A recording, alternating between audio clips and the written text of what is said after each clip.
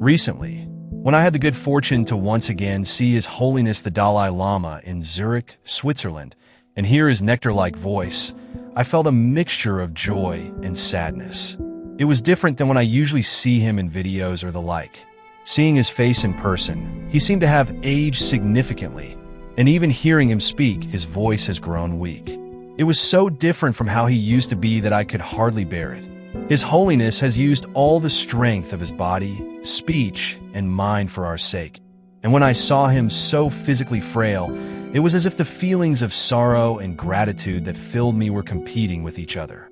Given his physical condition and seeming exhaustion, I did not say much, but expressed how there is nothing greater that he could do for Buddhism and sentient beings than to live long. I wrote down the other matters I wished to share with him and offered them to him. He spent 10 minutes reading them carefully, and then spoke about the predictions that he would live to the age of 110, about how his main wish was to go on pilgrimage to Wu-Tai-Shan in China, and the importance of preserving, protecting, and spreading the complete teachings of the Foundation vehicle, Mahayana, and Tantra, which are like a unique jewel found only in Tibet.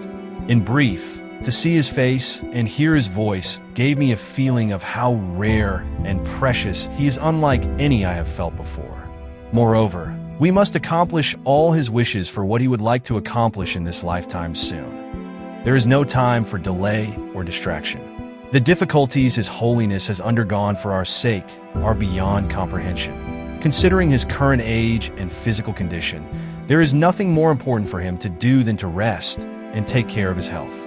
All of us, myself and others, must definitely be conscious and heedful of this. In particular, if His Holiness could return to Tibet in this lifetime and once again set foot on its soil, that alone would fulfill the hopes of all Tibetans, both the living and the departed, and fulfill the Guru's wishes.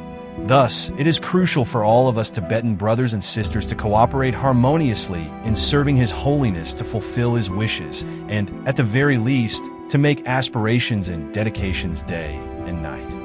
Regardless of the region we are from, the religion we follow, or the views or positions we hold, for the benefit of Tibet as a whole, we must do what is important and let go of what is minor. It is important not to mistake gold for brass or to reduce sandalwood to ash before selling it. Most importantly, I urge everyone to keep in mind that we have such a Lama and wish-fulfilling jewel as him, and to rouse even greater dedication toward working for the Dharma and the welfare of the Tibetan people.